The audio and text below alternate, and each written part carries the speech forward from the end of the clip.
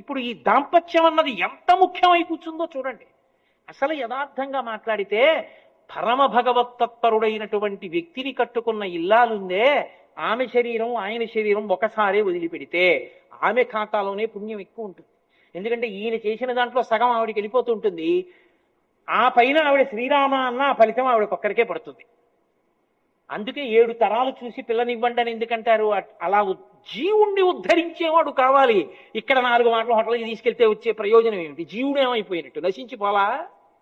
జీవుడు ఉద్ధరింపబడాలంటే ధర్మమునందు నిలబడే భర్త రావాలి. అలా అమ్మా మీ ఇద్దరు లోకమునకు ఆదర్శ దంపతులై ఎన్నో అందించారు తల్లి.